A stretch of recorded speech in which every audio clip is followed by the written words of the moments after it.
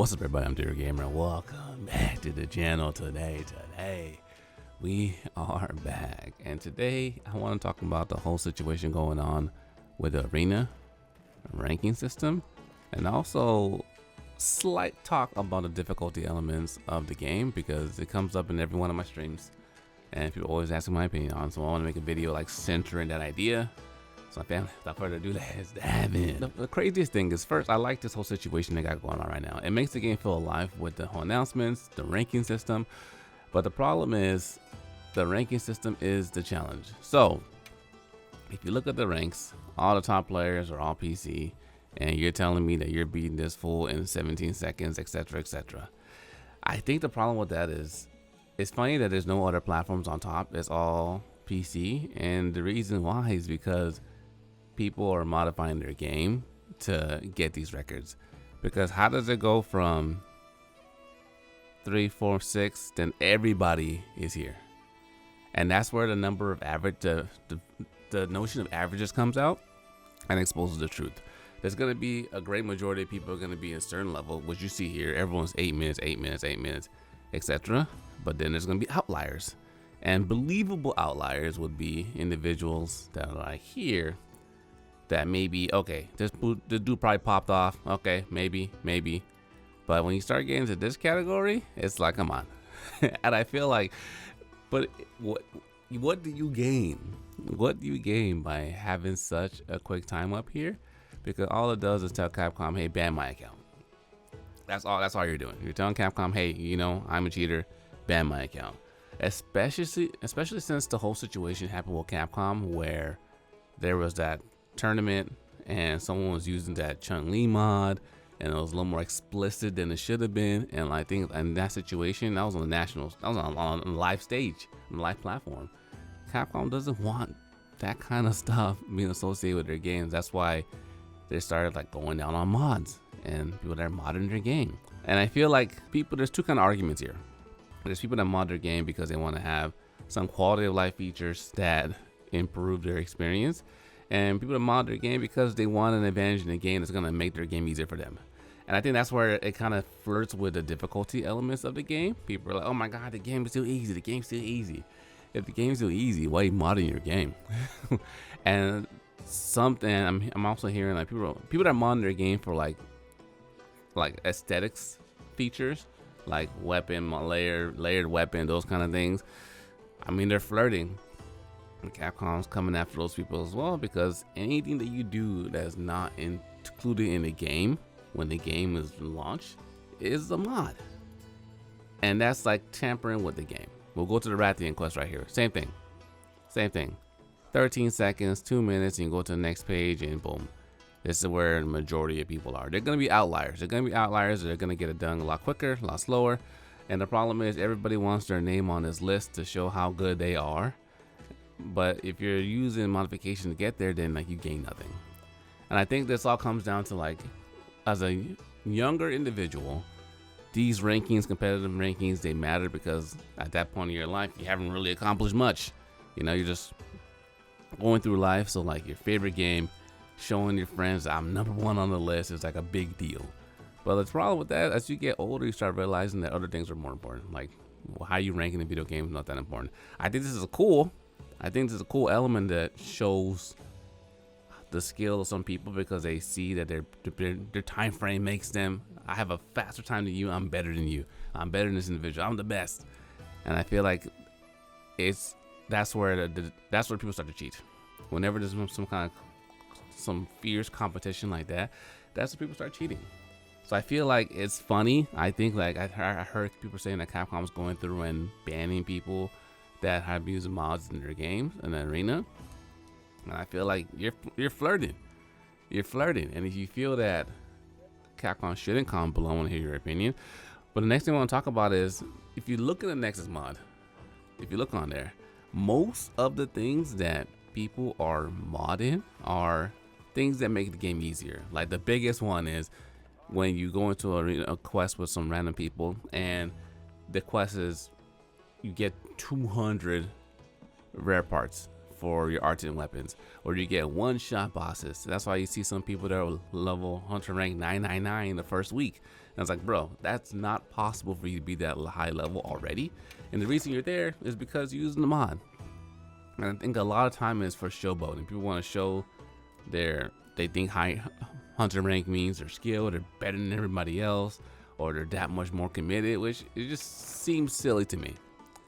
So I feel that this whole situation with this modding is funny, because I feel like Capcom's gonna come to ban a lot of people. You're not gaining anything, and like when you push your ranking so fast, people just know you're cheating, and they just won't care. Like, nobody cares. And I think to sum it up, what I want to say in this video is nobody cares about your ranking. I think it was a cool thing to implement to make it fun, so that a lot of people can say, hey, what time can you get? But the problem with having PC players in your games is it brings in the fact of cheating, which a lot of people do. So that's what I feel about cheating. I feel like any kind of mods you add to your game is gonna change the game, makes it so that you have an unfair advantage to something that no one else has. It's cheating. Changing the way the monster reacts is cheating. Changing what small monsters that might distract the monster is cheating. And I think that that's where I think we can all agree on that. It's like, I feel like in that situation, you're no longer playing the same game. But ultimately, those are my takes on the game. I think the next thing I want to talk about is difficulty in the game. I'm just talking and playing at the same time. Difficulty in the game, I feel that the game is fine. I feel like in Monster Hunter Wild feels easier because we have a lot of power available to us as a hunter. We have a lot of powers available to us. So we have flexibility, we have our focus strike, we have our counters. Almost every weapon has an offset strike, which is a counter. Oh, pretty much almost every weapon has a counter. So there's multiple ways to deal with the monsters, multiple ways to counter every single thing. We just have a lot of power. And I feel like they did a good thing by making the game a little more streamlined for newer players, because it allowed them to sell so many copies. And the problem is, a lot of people that are playing this game are people that played hundreds, thousands of hours of Monster Hunter World. And in that regard, you played the game already. You've experienced, by playing Monster Hunter World Iceborne, as far as the combat, you've experienced around, I would say, 70% of the combat in that regard. They made some small adjustments, but majority of longsword stay the same of how the weapon works. They added some new attacks that make you more agile. The focus strike really helps out for positioning.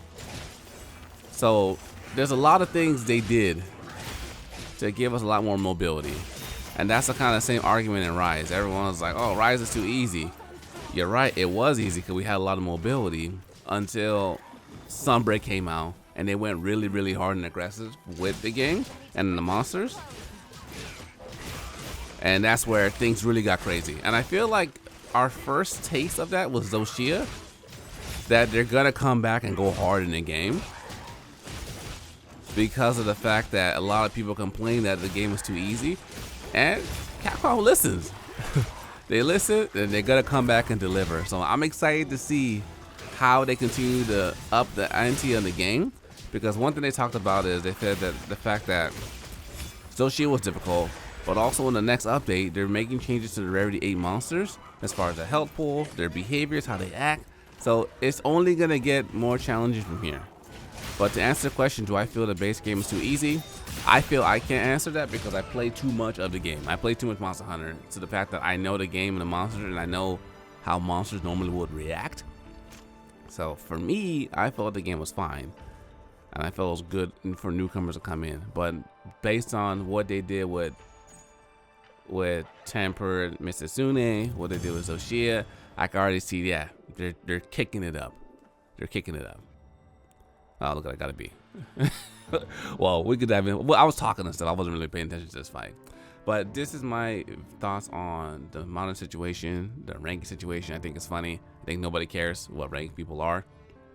I think most importantly, just people are playing to get the custom attributes, the pendants that you get from the fun, from the arenas. I also think when it comes to difficulty, the game, for me, yeah.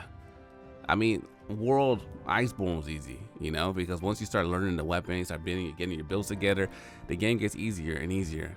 But the things that makes this game hard is when they have like time check, like stuff like Extreme Behemoth, Electrion, Fatalis. When they have that time check because of DPS checks, that's what makes it hard, because people can't do enough damage in a short amount of time. Not the overall monster, because Fatalis fight is not hard.